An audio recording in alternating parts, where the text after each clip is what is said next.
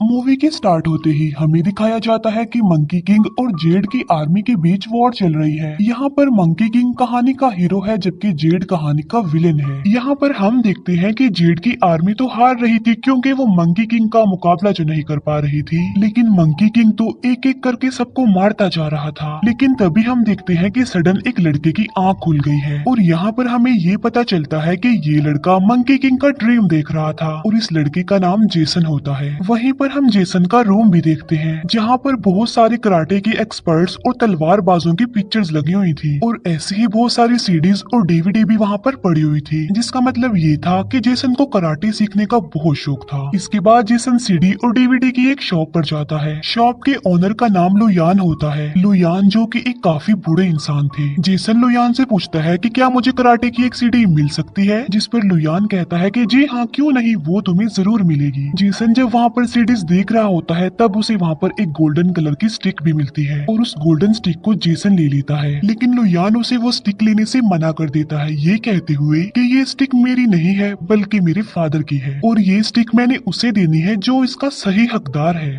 लेकिन वो आदमी, वो हकदार आज तक मेरे पास नहीं आया। तभी जेसन अपनी सीडी लेकर वहाँ से चला जाता है। जैसे ही जेसन थोड़ा आगे जाता है उसे एक लड़की दिखाई देती है जो कि उसकी फ्रेंड थी। जेसन अपनी फ्रेंड को बताता है कि क्या तुम्हें पता है कि मैं कराटे सीख रहा हूँ। तभी वहाँ पर 4 लड़के आ जाते हैं जो कि काफी रूड थे। वो लड़के जेसन को काफी परेशान करते हैं और उसे काफी पीटते भी हैं। तभी जेसन की फ्रेंड उन लड़कों को कहती है कि इसे मत मारो, ये कराटे जानता है, इसे कराटे आते हैं। जब उन लड़कों को ये पता चलता है कि जेसन को कराटे आते हैं तो वो उसे और मारने लगते हैं और जब वो जेसन की सीडी देखते हैं तब उन्हें पता चलता है कि ये तो लुयान के शॉप की सीडी है। उस गैंग का लीडर जेसन को कहता है कि तुम मुझे लुयान के घर पर ले चलो। तब जेसन उन फ्रेंड्स को लुयान के घर पर लेकर जाता है। डोर पर नॉक करते ही दरवाजे पर फौरन लुयान आ जाता है और वो जेसन को वहाँ पर देखकर उससे पूछता है कि क्या तुम्हें कुछ और सीडीज भी चाहिए। इसीलिए वो जेसन को घर के अंदर ले आता है। जेसन के पीछे पीछे वो चारों लड़के भी घर के अंदर आ जाते हैं। उन लड़कों में से एक लुयान के साथ काफी बदतमीजी करता है। वो लुयान से पूछता है कि जल्दी बता दो पैसे कहाँ पर रखे हैं, लेकिन लुयान इस बात का कोई भी आंसर नहीं करता। तब वो लुयान को साइड पर धक्का देकर खुद पैसे ढूंढने लगता है। तभी लुयान वो गोल्डन स्टिक एक लड़के के सर पर मार देता है। ये देखकर उस ग्रुप के लीडर को काफी गुस्सा आ जाता है लुयान पर, इसीलिए वो गन निकालता है और लुयान को शूट कर देता है। गोली लगने की वजह से लुयान जमीन पर गिर जाता है। मरते मरते लुयान वो स्टिक जेसन को देते हुए कहता है कि ये स्टिक तुम ले जाओ और जो इसका सही हकदार होगा ये स्टिक तुम उसे दे देना। अब उन लड़कों के ग्रुप का लीडर जेसन को भी मारना चाहता था क्योंकि वो जानता था कि जेसन ने उन लोगों को देख लिया है लुयान का मर्डर करते हुए। तभी जेसन अपनी जान बचाने के लिए वहाँ से भागता है और भागता भागता वो टेरिस पर आ जाता है। वो लड़के भी जेसन के पीछे भागते भागते उसका पीछा करते करते टेरिस पर आ जाते हैं, लेकिन तभी वो स्टिक हल्की सी उड़ने लगती है जिसकी वजह से जेसन टेरिस से नीचे गिर जाता है और अब जेसन जमीन की तरफ गिरने लगता है। लेकिन हैरत की बात तो ये है कि जेसन जमीन पर नहीं गिरता बल्कि वो तो कहीं और ही गिर जाता है। असल में जेसन किसी और ही दुनिया में जाकर गिर गया था। जब जेसन की आंख खुलती है तो वो देखता है कि ये तो बिल्कुल अलग सी दुनिया है जो कि उसकी दुनिया से काफी डिफरेंट है, क्योंकि ये दुनिया असली दुनिया की निस्बत काफी पुरानी थी। तभी जेसन बाहर आता है और वो एक आदमी से पूछता है कि ये कौन सी जगह है और मैं यहाँ पर कैसे आ गया। तभी वो आदमी जेसन से पूछता है कि तुम तो वही हो ना जो हमें प्रेडिक्शन देगा, हम पिछले काफी अरसे से तुम्हारे लिए ही वेट कर रहे थे क्योंकि एक तुम ही हो जो हमें जेड की आर्मी से आजादी दिलवाओगे। तभी वहाँ पर जेड की आर्मी अटैक कर देती है। जेड के लोग गांव वालों को काफी मारते हैं और वो लोग उनसे उनका पैसा, उनका सब कुछ और उनके बच्चे भी छीन कर ले जा रहे होते हैं। तभी जेड का एक सोल्जर जेसन के हाथ में वो गोल्डन स्टिक देख लेता है, इसीलिए वो अपने बाकी सोल्जर्स को कहता है कि इस लड़के को जल्दी से पकड़ लो और जेसन को पकड़ने के लिए जेड के सारे सोल्जर्स चारों तरफ से जेसन को घेर लेते हैं और तभी वहाँ पर लुयान आ जाता है। लेकिन यहाँ पर लुयान काफी यंग होता है। लुयान जब देखता है कि जेड के सारे सोल्जर्स एक लड़के को तंग कर रहे हैं, उसे काफी परेशान कर रहे हैं, इसीलिए लुयान उन सोल्जर्स का मुकाबला करके उन सबको मार डालता है और जेसन की जान बचाकर अपने साथ ले जाता है। लुयान देखता है कि जेसन के हाथ में वो गोल्डन स्टिक है और वो जेसन को एक ऐसी जगह पर लेकर आता है जहाँ पर सब ड्रिंक कर रहे थे और वो लोग भी वहाँ पर बैठकर ड्रिंक करने लगते हैं। वहाँ पर जेसन लुयान से पूछता है कि सब लोग मुझे ये क्यों कह रहे हैं कि मैं फ्यूचर से आया हूँ। और यहाँ पर लुयान जेसन को एक किस्सा सुनाता है। वो बताता है कि कुछ टाइम पहले मंकी किंग को मारने के लिए जेड की पूरी आर्मी आ जाया करती थी, लेकिन मंकी किंग के हाथ में जब ये गोल्डन स्टिक होती थी तब उसे हराना इम्पॉसिबल था और कोई भी मंकी किंग का मुकाबला नहीं कर सकता था। और जो सबसे बड़े किंग थे वो 100 साल में एक दफा सारी सोल्स को हनी का एक घूंट पिलाने के लिए बुलाते थे और वो कोई आम हनी नहीं था, बल्कि उस हनी के सिर्फ एक ड्रॉप से ही किसी को भी इमोर्टल किया जा सकता था, यानी किसी को भी दोबारा जिंदा किया जा सकता था, जिससे वो सारी सोल्स इमोर्टल बन जाती थी और जो कोई बीमार होता था उसे इस हनी की वजह से ठीक भी किया जा सकता था। मंकी किंग फौरन वहाँ पर पहुँच गया और मंकी किंग को वहाँ पर देखकर बड़े किंग को काफी अच्छा लगा और उन्हें काफी खुशी हुई, लेकिन बड़े किंग का जो कमांडर था उसे काफी गुस्सा आया। इसीलिए वो बड़े किंग को कहता है कि ये मंकी किंग काफी नॉटी है, इसीलिए इसे वापस इसके घर पर भेज दिया जाए। फिर बड़े किंग पूरे 500 सालों के लिए वापस चले गए और उनके जाने के बाद कमांडर ने मंकी किंग को घर नहीं भेजा, बल्कि मंकी किंग को वॉर के लिए चैलेंज कर दिया। और ये वॉर मंकी किंग और जेड के बीच हो रही थी। वॉर के दौरान जेड को रियलाइज हो चुका था कि जब तक मंकी किंग के पास ये स्टिक है उसे तो हराना इम्पॉसिबल है, इसीलिए जेड मंकी किंग को कहता है कि तुम अपने ये स्टिक रख दो और इसके बदले में अपनी मैजिक का इस्तेमाल नहीं करूंगा और हम दोनों हाथों से ही मुकाबला करेंगे और देखेंगे कि हम दोनों में से ज्यादा बहादुर कौन है। अब क्योंकि मंकी किंग बहुत सीधा साधा था, इसीलिए वो जेड की बात मान लेता है और जैसे ही मंकी किंग ने अपनी स्टिक रख दी, जेड ने अपने मैजिक से उसे पत्थर का बना दिया। यानी यहाँ पर जेड ने मंकी किंग के साथ धोखा किया और धोखे से उसे पत्थर का बना दिया। और जब मंकी किंग को ये बात पता चली कि जेड ने उसे धोखा दिया है तो वो अपनी स्टिक को अपने से कहीं दूर फेंक देता है और बस तभी से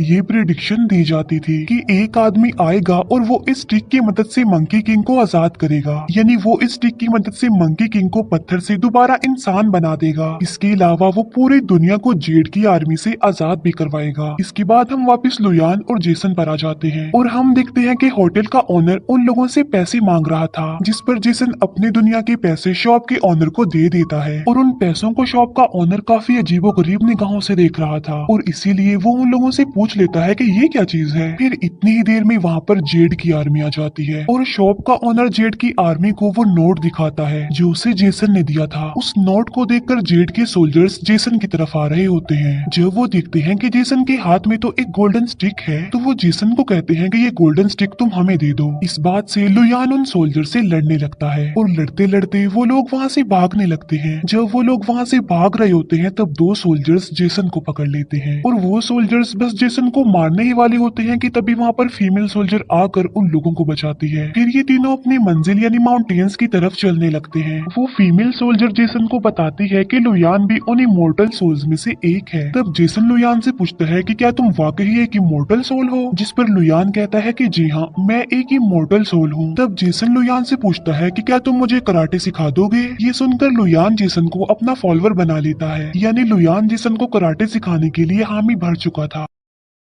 इसके बाद हम देखते हैं कि जेड को एक सोल्जर आकर एक मैसेज देता है कि कुछ लोगों का कहना है कि उन्होंने वो प्रेडिक्शन वाली स्टिक देख ली है। ये न्यूज सुनकर जेड उस सोल्जर पर नाइफ से स्टैब कर देता है। तभी जेड अपने सोल्जर्स को कहता है कि जल्दी से विच को बुलाओ। इसके बाद हम देखते हैं कि जब जेसन की आंख खुलती है तो वो देखता है कि ना उसके आसपास लुयान है और ना वो फीमेल सोल्जर है। तभी जेसन देखता है कि एक इंटेलिजेंट आदमी घोड़े पर बैठकर तेजी से उसी की तरफ आ रहा था और वो इंटेलिजेंट आदमी जेसन के हाथ से वो गोल्डन स्टिक ले लेता है। वो आदमी उस स्टिक को लेकर एक मंदिर में चला जाता है। इतनी ही देर में वहाँ पर लुयान और वो फीमेल सोल्जर भी आ जाते हैं और जेसन उन्हें सारी बात बता देता है उस आदमी की, उस इंटेलिजेंट आदमी की जो अभी अभी जेसन से वो स्टिक लेकर भाग गया है मंदिर की तरफ। तब लुयान उस इंटेलिजेंट आदमी से लड़ने मंदिर में चला जाता है और वहाँ लुयान और उस इंटेलिजेंट आदमी के बीच फाइट हो जाती है। तभी लुयान उस इंटेलिजेंट आदमी से पूछता है कि क्या तुम ये स्टिक ले जाकर जेड को दे दोगे, जिस पर वो इंटेलिजेंट आदमी कहता है कि नहीं, मेरा तो ऐसा कोई इरादा नहीं है, बल्कि मैं तो उस पर्सन से मिलना चाहता हूँ जो इस स्टिक को यहाँ पर लेकर आया है। इतनी ही देर में जेसन भी वहाँ पर आ जाता है और लुयान उस इंटेलिजेंट आदमी को बताता है कि यही है वो पर्सन जो इस स्टिक को यहाँ पर लेकर आया है। फिर वो चारों मिलकर अपनी मंजिल यानी उन माउंटेन्स के लिए निकल पड़ते हैं। फिर हम देखते हैं कि चुड़ैल उस जगह पर पहुंच जाती है जहाँ पर लुयान और जेसन ने ड्रिंक की थी और वो वहाँ के एक आदमी को कहती है कि मुझे उन लोगों की कोई निशानी दे दो। तब वो उस चुड़ैल को एक छोटा सा वेपन देते हैं जो कि उस फीमेल सोल्जर का था। फिर हम देखते हैं कि कराटे के दोनों एक्सपर्ट्स यानी लुयान और वो इंटेलिजेंट आदमी जेसन को कराटे सिखा रहे होते हैं। अब क्योंकि वो दोनों अपने अपने तरीके से सिखा रहे थे, जिसकी वजह से जेसन कंफ्यूज हो जाता है। फिर वो दोनों डिसाइड करते हैं कि हम अपनी वॉर पर फोकस बाद में करेंगे, पहले हम अपना फुल फोकस लगाकर जेसन को कराटे सिखा दें। फिर वो दोनों मिलकर जेसन को कराटे सिखाने लगते हैं। वो लोग जब अपने सफर पर जा रहे होते हैं तो वो देखते हैं कि दो लोगों की डेड बॉडी स्कूटरी पर लटकाया हुआ है। इस बात की वजह से उस फीमेल सोल्जर को काफी गुस्सा आ जाता है, इसीलिए वो अपने साथियों को कहती है कि जेड को तो जान से मार डालना चाहिए। तब वो इंटेलिजेंट आदमी फीमेल सोल्जर को कहता है कि तुम अभी गुस्से में हो और जज्बाती भी हो, तुम्हारी एज कम है और तुम बच्ची भी हो, इसीलिए तुम वापस अपने पेरेंट्स के पास चली जाओ। तब वो फीमेल सोल्जर कहती है कि मेरे तो पेरेंट्स ही नहीं है। वो बताती है कि मेरे फादर ने जेड के अगेंस्ट बगावत कर दी थी। तब बगावत करने वालों को पनिशमेंट देने के लिए जेड ने अपनी 1 लाख सोल्जर्स की आर्मी हमारे गांव में भेज दी और जेड ने अपने सोल्जर्स को ऑर्डर दिया कि इस पूरे गांव को डिस्ट्रॉय कर दो। वो बताती है कि लाखों की तादाद में सोल्जर्स ने हमारे पूरे गांव को जला दिया। तब मेरी मदर ने मेरी जान बचाने के लिए मुझे एक बकेट में रखा और उस बकेट को कुएं में डाल दिया ताकि मेरी जान बच सके, जिससे मेरी जान तो बच गई लेकिन मेरी मदर को तीर लग गया, जिसकी वजह से मेरे फादर के साथ साथ मेरी मदर भी मर गई। ये बातें बताते बताते वो फीमेल सोल्जर काफी दुखी हो जाती है और उसकी आंखों में आंसू आ जाते हैं, जबकि बाकी लोग भी उसकी ये बात सुनकर काफी अपसेट हो जाते हैं। इसके बाद वो लोग फिर से अपने सफर पर निकल जाते हैं। उनके सफर में एक काफी बड़ा डेजर्ट आ जाता है, जिस पर चलते चलते वो थक जाते हैं और उन्हें प्यास लगने लगती है। तब वो फीमेल सोल्जर बताती है कि जो इमॉर्टल सोल होती है वो बारिश करवा सकती है। अब क्योंकि लुयान एक इमॉर्टल सोल था, इसीलिए वो पेपर पर कुछ लिख कर बारिश का वेट करता है। तभी वो इंटेलिजेंट आदमी देखता है कि जिन माउंटेन्स पर उन्होंने जाना है वो तो बिल्कुल उनके सामने आ चुके हैं। जैसे ही वो लोग माउंटेन्स की तरफ आगे बढ़ रहे होते हैं, उनके सामने वही चुड़ैल आ जाती है। तब चुड़ैल और उन लोगों के बीच फाइट हो जाती है। चुड़ैल से मुकाबला करते करते वो किसी तरह बचकर वहाँ से भागने में कामयाब हो जाती है, लेकिन जाते जाते चुड़ैल एक आखिरी तीर चला देती है और वो तीर सीधा जाकर लुयान को लग जाता है। लेकिन लुयान ये बात किसी को नहीं बताता। लेकिन थोड़ी दूर जाते ही लुयान गिर जाता है। जब सारे लोग लुयान को गिरा हुआ देखते हैं तो वो उसके पास आते हैं और वो लुयान को उठाकर एक स्कूल में ले जाते हैं जहाँ पर कराटे सिखाए जाते थे, और वहीं पर लुयान का ट्रीटमेंट भी होता है क्योंकि वहाँ पर एक डॉक्टर था और वो डॉक्टर बताता है कि लुयान का बचना इम्पॉसिबल है, लेकिन एक तरीका है जिसके जरिए लुयान को बचाया जा सकता है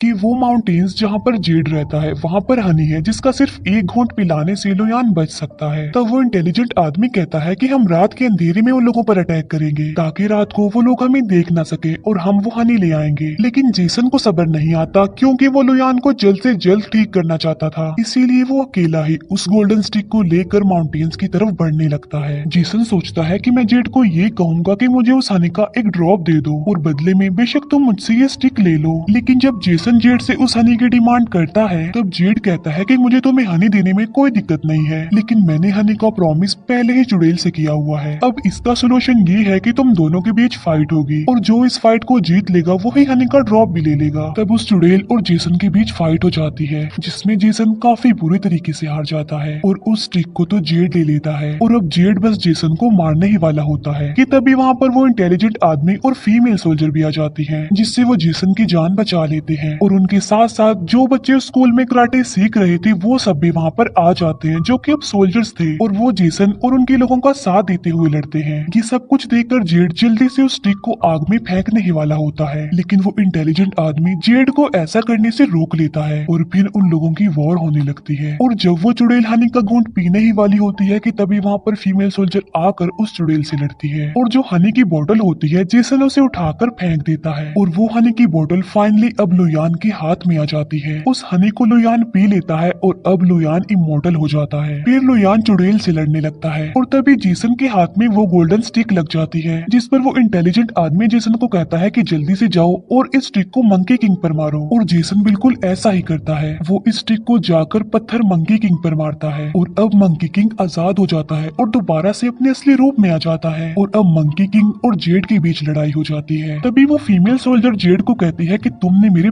पेरेंट्स को मारा है और उस फीमेल सोल्जर ने जेड को मारने के लिए अपना एक छोटा सा हथियार बनाया होता है और उस हथियार को वो जेड की तरफ फेंकती है, जिससे जेड अपनी पावर का इस्तेमाल करके उस हथियार को रोक देता है और वो उस फीमेल सोल्जर पर अटैक कर देता है और वो फीमेल सोल्जर मरने वाली होती है और वो मरते मरते कहती है कि मेरी आखिरी ख्वाहिश ये है कि मैं इस हथियार से जेड को मार डालूं। और तभी उस फीमेल सोल्जर का वो छोटा सा हथियार जेसन ले लेता है और जब मंकी किंग और जेड की लड़ाई हो रही होती है तब मंकी किंग जेड को धक्का देता है और जेड आकर जेसन के पास गिरता है और ठीक उसी वक्त जेसन उस फीमेल सोल्जर का वो छोटा सा हथियार जेड में घुसा देता है, जिससे फाइनली जेड की मौत हो जाती है और ये पूरी दुनिया भी जेड के सोल्जर से आजाद हो जाती है। और तभी जो सबसे बड़े किंग होते हैं वो वापिस आ जाते हैं और वो आकर जेसन से पूछते हैं कि मुझे अपनी ख्वाहिश बताओ, तुम्हारी ख्वाहिश क्या है। तब वो सबसे बड़े किंग जेसन की ये ख्वाहिश पूरी करते हैं और जेसन को उसकी दुनिया में भेज देते हैं और जैसे ही जेसन अपनी दुनिया में जाता है तो वो उसी छत के नीचे गिरता है जहाँ पर उस टिक ने उसे टेरिस से फेंका था और तभी उन लड़कों का गैंग जेसन को चारों तरफ से घेर लेता है और उन लड़कों का लीडर जेसन को मार रहा होता है। अब क्योंकि जेसन को कराटे आते थे इसीलिए वो उस लड़के को बहुत मारता है।